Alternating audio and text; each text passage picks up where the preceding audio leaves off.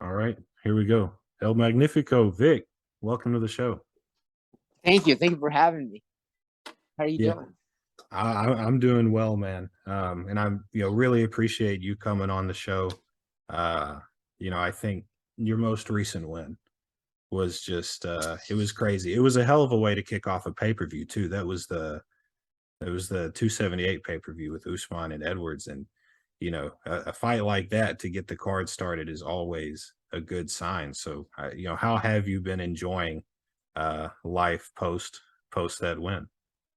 I've been enjoying it very well. I've been enjoying, just the win, the team. It definitely takes a toll on everyone when it comes to the pressure, when it comes to the time, when it comes to everything else you have to set aside to make sure you accomplish this one particular goal. And because I have people who care about me, of course, my team, my family, they take, they voluntarily take a step back and the back burner. Mm-hmm. And watching that, it's a little difficult for me, but making sure that what they're doing is worth it is another pressure that gets added. Like, oh, these people know that this is my priority and they are understanding of it. So I have to make sure that when the day comes, they feel like it was worth it too. Because there's some neglect, I have to get up early. I don't get to see my family very often. I'm Mm-hmm. at the gym, and it's not just me.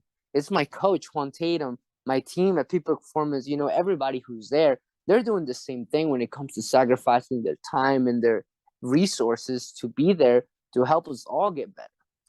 And whenever the day's approaching, you remember everybody who has sacrificed time for this moment. And you have to show up and make sure that they feel like it was worth it. I don't know if that's true. I don't know if this is how they're thinking. But in my head, I'm thinking, I better make it worth it for everything that my whole team has put up. You only see one person in the cage, you see two people. And you think, that's that. But no, there's so many people just behind a fighter that Right. it's a weird way to say it's a team sport because you don't see the team. The team happens all the way into you walk into the cage. You have a team, Yeah. and Yeah. I was just about to say that exact same thing. Is that you only see the two fighters, but it is a team sport. I mean, you have your family and your friends that help you get through it in their way, and then you have like your coaches and your training partners and everything like that are helping you through camp and helping you get prepared physically. I mean, it is pretty much a team sport. yeah, most definitely a team sport. It's really cool because the type of team sport that it is, it's not a team that's working together to accomplish a goal. It's a team that's working together to make sure you fail enough times so that you can understand what you need to do to not fail when it matters. Mm, that's a really good point. Now, who are you? I know you're out of the Fort Worth area, up there. Who are you training with? What's your gym? Who are you training with up there? I train with Juan Tatum, a peak performance Wataga. Shout out to my gym, best gym in the world, best coach in the world. Very dedicated team, very dedicated coach. I have my strength and conditioning coach, Adrian Delgado, Mm-hmm. my main coach, Juan Tatum. One of my other corners, David Luna, he's been with me since day one of MMA training. So I train with them. I do my jiu-jitsu, my striking, everything there. And then I also cross train with VFit House of Champions. Shout out to them and Coach Robert. They have a really good roster of professional strikers. So they Mm, have a striking, that's their specialty. So I spar with them, I train with them, I teach there too. And, it's just a really good team that we have put together and surround ourselves with people who are not only specialists, but also understand putting it together, the grappling and the striking. And mm-hmm. then, like I just mentioned, people who only grapple and people who only strike. And the beautiful thing is that at the end of the day, it's up to the individual to say, okay, let me take my best striking attributes, my best grappling attributes, and mix them up together. And that's what makes, the best fighter is how can you put them together so that it works for you. And that's what we do. Yeah. And I mean, that's the beauty of the sport, right? Like combining all of those different martial arts into one, and then going out there with a bunch of other guys that are doing the same thing and trying to prove that you're the best. Now, who over there at your gym taught you those brutal elbows that you knocked out Daniel De Silva with? Well, elbows are elbows. Everybody knows how to throw elbows. But the most important part that I learned was the posture that needs to be maintained during ground and pound. And that is credit to Juan Tatum. Juan Tatum understands, my main coach, he understands the ground and pound very well. He understands the posture that needs to be maintained, the volume that needs to be delivered, and the angles that need to be, assembled and maintained. Because ground and pound, of course, is brutal. But if you're on the bottom receiving ground and pound, you know that you have a window of opportunity to create different angles and get up or submit and what have you. So on this camp, we really implemented, how to make sure we not only get to the ground and pound, but maintain the ground and pound. Everybody can throw punches and everybody can throw elbows, but how do you maintain a position where you can optimally throw them and continue to throw them? So that was the biggest thing, is how do we maintain a position where we can continue to do damage? Because damage we know how to deliver. It's the position of maintaining that we need to do. And that's what we worked on for this fight camp. That was all my coach, Juan Tatum, again. And we were really diligent on making sure that the ground and pound was able to be maintained. Yeah. What were some other things that you worked on in this past fight camp? Were there any real specific areas that you guys honed in on and tried to improve there?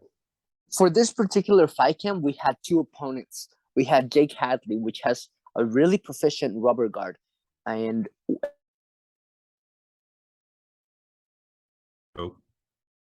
defense, rubber guard shutdowns, rubber guard passes, rubber guard ground and pound, and everything that you can think about for rubber guard.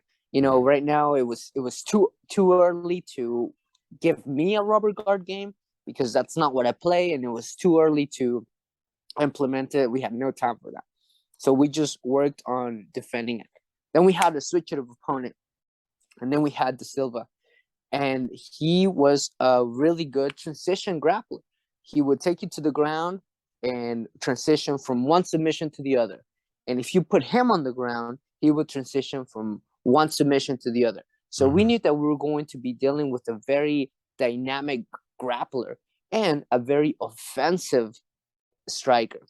So what we worked on is work on making sure that we worked on angles, we worked our head movement, we worked on our power, because we were not going to outspeed him. He was really fast. We just had to make sure that every shot we did land created damage. And as you saw in the fight, I took some hits, but the hits that I delivered were more significant when it came to the damage that was taken. Although I took at the beginning in the striking round, I was getting pieced up for the timing and the speed, because he was faster. But there was no power behind it. So we just wanted to make sure that whenever we delivered a power shot, it was felt, and it took a toll on whatever movement he had. And sure enough, we did. We stayed put, we planted our feet, and we made sure that when we delivered the shots, the power was delivered with it. And thus we had the knee, thus we took him to the ground, but he was hurt, and so he wasn't able to continue with the beautiful transitions that he has, because he was hurt when he went to the ground. And we just made sure he stayed hurt, stayed on the ground until the ref stopped it. Yeah, it was a great performance, man. It was really fun to see. And like I said, being the first fight of the card, seeing a finish like that is always pretty awesome. And it it caused me to want to reach out to you to get you on the podcast. Thank you. Yeah, it was really cool. Yeah, I put it upon myself to make sure that the card started well. Not only because it's a big card. It's Leon versus Edwards versus Usman. It's a big card. It's big expectations. It's Salt Lake City, a town that have only had one other UFC event. So it's been a while since they've had a UFC event. And I wanted to show up and make sure that I delivered, not just for me and my performance, but for the UFC as a company, and making sure that Salt Lake City remember why they like having a UFC event in their town. Mm-hmm. And I don't want them to only feel that towards the main card. I want them to feel that from the beginning. So when they told me I was fight number one, I thought, great, I get to make sure Salt Lake City has a great show from beginning to end. I don't have control about the middle fights, but I'll make sure that mine is good.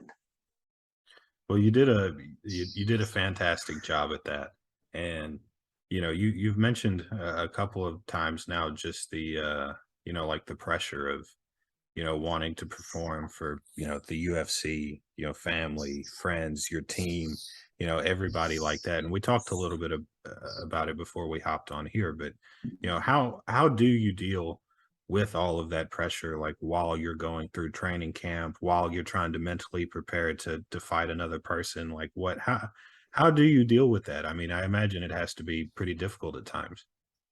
Yeah, it's very difficult at times. It does take a toll. There've been plenty of fight camps in which pressure alone and stress alone have given me a few weeks or a week of being sick.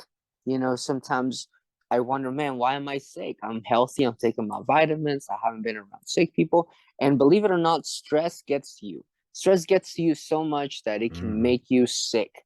And, I'm sure other people know that this is true, but you don't see it coming. And so the way I deal with it is by reminding myself that pressure works both ways. My wife told me this, and I really appreciated it. Pressure works both ways. Pressure can work from, coming from on top and just pushing you down. And pressure could also work from coming beneath you and propelling you and thrusting you upwards with more power than you had. And it's up to you to channel that pressure that you have around you and say, is this pressure going to put me down, or is this pressure going to thrust me up? And that's how I deal with it. I just make sure that I channel that pressure in the right direction so that it doesn't push me down, but rather thrust me upwards to where I need to be. Wow, that really is a great way of looking at it, and like trying to make something positive out of something that would usually stress you out or anything like that. Now, how did you first get involved in mixed martial arts? Could you take us back through a little bit of that? Well, since I was a little kid, my family has always been big fans of boxing and combat sports. So Mm, from a very early age, I would, hit mitts with my dad. Both of my grandfathers were boxers, so they both had a love for the sport. And from a very early age, I understood violence as not an emotional reaction, but just a skill that you can acquire. So never in my life have I seen violence as an emotional outburst. I've always mhm. seen this as a skill you can hone. And ever since then, I wanted to be good at it. I just wanted to make sure that I was good at it. And as I started dabbing with it and seeing how I can be good at it, I started doing Taekwondo, and I really stuck with it. I really competed. I made sure that I was proficient. I made sure that whatever was taught to me was, given well. And I Mhm. really put a lot of time, effort, and resources into making sure that I was good at it. And I got to the point where I would win tournaments that I wasn't planning on competing. And I'd just show up and they say, hey, you want to compete? And I would show up to judge. And they would say, hey, you want to compete? And like, yeah, I didn't bring my gear. I was like, oh, you can borrow mine. And I would win first place, just like that. Wow. And I thought, well, am I good because I'm good? Or am I good because these people are bad? And so I stepped up my competition because I just couldn't believe that would happen. You don't hear about it. Right. And so when I stepped up my competition, I realized, oh man, these people are hobbyists. Mm, I've been competing against hobbyists. with the spirit of a competitor. Mm. And now I'm competing against competitors, and now I see the difference. Now I'm not getting first place. Now I'm getting third. Now I'm not even placing. Now sometimes I get first if I get lucky and work really hard. And so then I said, I want more of this. I want to make sure I know more. And, I climbed up that ladder, and then I moved away. I went to college, and it was away, so I didn't have my taekwondo gym anymore, but I still wanted to practice martial arts. And I had this wonderful opportunity to make sure that I learned something that I had no idea about.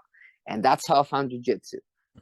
There's no grappling in taekwondo. So when I went to jiu-jitsu, I was just, back to white belt, back to not knowing jack shit, back to winning first place every single tournament, to you just got tapped out by, someone who's also wearing a white belt, just like you. Right. And I thought, dang, this is hard. This is a completely different game of combat in which I thought I was good at, and I was completely neglecting. I had no idea that combat had this dimension of it, this grappling dimension. And so I just became very intrigued and very dedicated to make sure that I understood something that was just constantly beating me. Everybody beat me. I probably didn't tap anybody for like a year. Wow. It took me about a year to tap someone, and I'm not a big person. So, everybody who would go with me, if they weren't technical, they were definitely stronger. So I probably thought about quitting several times, but I thought, I'm broke and I already paid my membership. I might as well just keep going.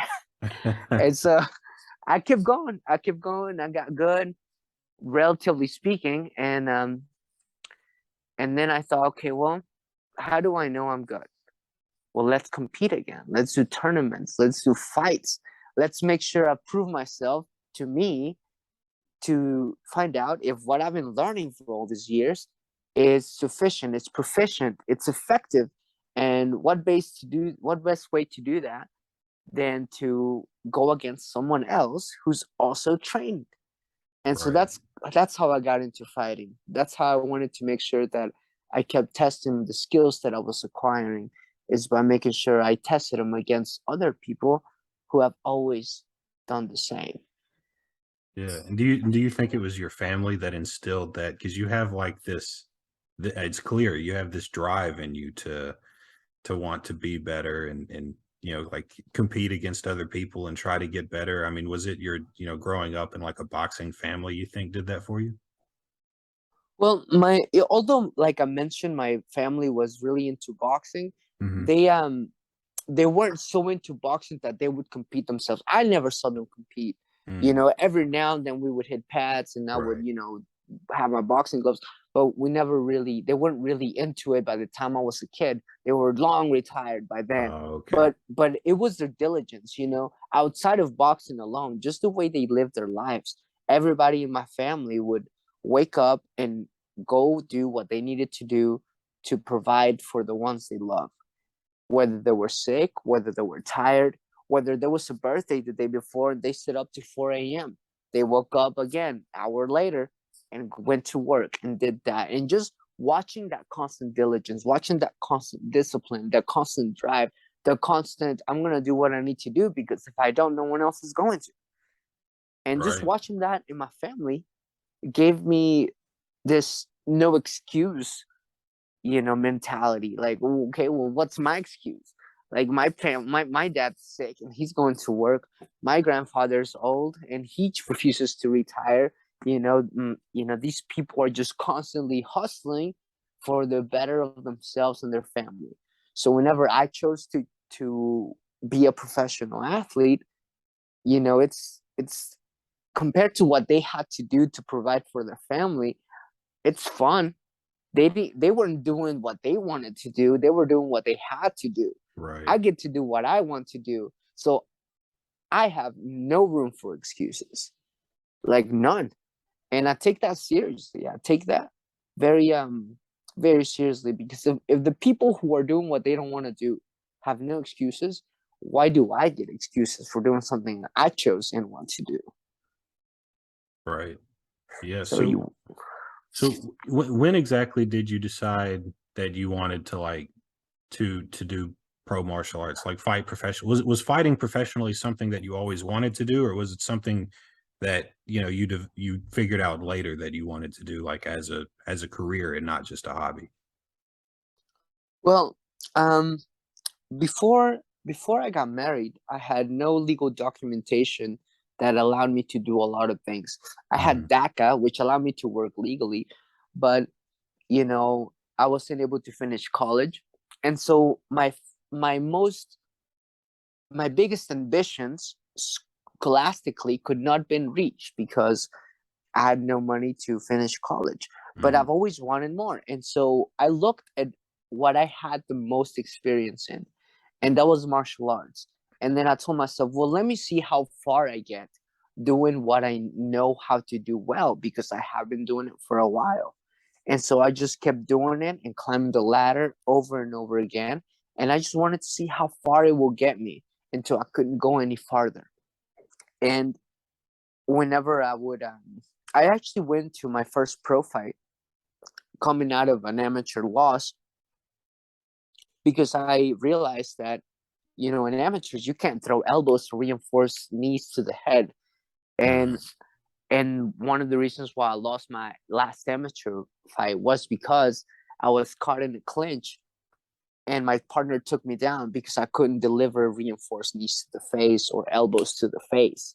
Mm-hmm. And I lost that fight. And I thought, well, let me off the leash entirely. Let me be a pro fighter and be able to deliver everything and all. And so I did, and that's when I found out, okay, well, now we know. Now we know. Let's continue. Yeah, and you made your pro debut in LFA in 2017, and you were undefeated for a while there, and even ended up winning the flyweight title there. I did watch. I went back and I watched that fight, and it was very good. When at what point did you start thinking like, oh shit, I could go fight in the UFC? Like this is like this is a real thing that I can do. Whenever they offered me the LFA title shot, Mm, I realized, okay, well, if I'm able to get the offer for the LFA title shot, then I should be able to look at the UFC in the near future, because people who have not earned the LFA title shot have gone to the UFC. hmm. And so I thought, okay, well, the offer alone lets me know that I'm at the same caliber to at least enter the UFC. But I don't want just at least. I want to make sure that the UFC knows that I belong there. So let Right. me go win this title. And, when I won the title, I thought, okay, UFC, I'm ready. What's up? And, it was a long wait because I have won the title. And I was like, are they going to give me a straight contract? Am I going to go to, the Ultimate Fighter? Am I going to go to Dana White's Contender Series? I didn't hear anything for months. And I was Hmm. just thinking, what am I going to do? Am I going to defend my LFA title? Am I going to go to the UFC? What do I need to train for? I continued to train, but Hmm. I was at a place that was so ambiguous that it was difficult to maintain the training. It's like, what am I training for? I need to know. And then they Damn. told me, hey, August, we're fighting for the Contender Series. And I thought, good, now we know. Yeah, that anticipation had to be crazy. Just like sitting around and like well, not sitting around, you were training obviously, but like waiting for the Yeah. UFC to get back to you and trying to figure out like what your next move is going to be professionally, Yeah. That had to If the be. UFC, Yeah, yeah, right. Like it's not a guarantee. But man, yeah, we're actually we're running down on time here. Got about 7 minutes left, man. But could you just tell me a little bit about that Dana White Contender Series experience and what all that was like? So you get the offer to go fight, and yeah, then after that, it's like it's got to be full speed ahead. Like this is it. This is this is the big shot. yeah, it was full speed ahead. We have a goal, and our goal is not just another LFF fight. It's not defending the belt. It is a shot to make it into the biggest combat organization that exists right now. We're gonna have to audition, really, really an audition to go to the UFC. See if you deserve to be in the UFC. So we had a goal, and It was a tough fight camp. It was probably one of the toughest fight camps I've ever seen. Mostly emotionally, not really physically, but mostly emotionally, and we pulled through it. It was hard. I got COVID 2 weeks before. Damn. So my cardio was gone and had to rebuild it. And, luckily I rebuilt it enough to finish the fight and be able to come out with the win. But the most beautiful thing about the Contender Series was that I made it to Vegas. I was in the UFC facilities and everything that they had. And I realized for the first time in my life that the sport that I loved the most was also loved by people, millions of people all over the world that have never necessarily stepped a foot on a mat. Mm-hmm. And I realized, wow, a lot of people really care about the thing that I do. And I didn't think they did unless they also trained. But that's not the case. There's so many people, millions, who've never trained a day in their life and still love to watch what I've dedicated my life to do. And just watching that was very moving. And then my other favorite part about it was the very last fight on the Contender Series, where it was a Russian team and a Brazilian team. Mm-hmm. And there's these two people from completely opposite sides of this hemisphere. And they're sharing this place, this time frame, particularly because they have both chased something they love. These two individuals have both maintained a dedication and a diligence to the point that they are together now here. Never met before, never even heard each other's languages before. And now they're here fighting and, literally fighting for their dreams from so far away. The world comes together to see who is the best. And just watching that and witnessing that was very wonderful for me. Just realizing that the whole world really cares about the sport, really cares about who I thought I was the only one who cared about it, but it was really cool. Really cool. Oh, I bet it was, man. And to finally make it, to the UFC. And I mean, now, you're coming off this big first round knockout. I mean, it has to feel like a dream, I imagine. It feels a little bit like a dream. And, if it wouldn't been for the hard work that it takes to do that, it would probably feel all like a dream. But, it feels more, you feel gratefulness, you feel relief because you realize you weren't just given this, you were, well, I was, everyone really, everyone who does the sport has been choked out, knocked out, dropped in pain in preparation for a victory, and very well could have not been, because you don't know what the other team is bringing. Right. You just know they're bringing their best, so you better bring your best. Yeah, no, you're absolutely right, man. Well, we got a couple of minutes left here. We're winding down, man. Is there what's next for you? I mean, I just did a quick Google search. I didn't see that you had a fight lined up, man. Is there anyone you have in mind? I mean, what are some of the next steps that you're thinking? We're still training. We're still diligent. We're still training as if we had a fight, just in case that we have a short notice. We are ready. But I did overhear Dana saying that everything's booked up into January. So unless it's a short notice fight, I probably won't fight again until next year. Nonetheless, we'll be ready, whether it be right now, whether it be next year. We're ready to go. I don't really have a particular person, because the only particular person is whoever's holding the belt right now. That is the goal. That is who we want to beat, and that is where we want to be. So whoever we need to beat to get to that place, that's whoever we'll beat to get to that place. It doesn't really matter who it is as long as we get there. Yeah, that's awesome, man. I'm excited for you. Like I said, after watching your fight at 278, I'm a fan. So whoever you fight next, man, I'm going to be rooting for you.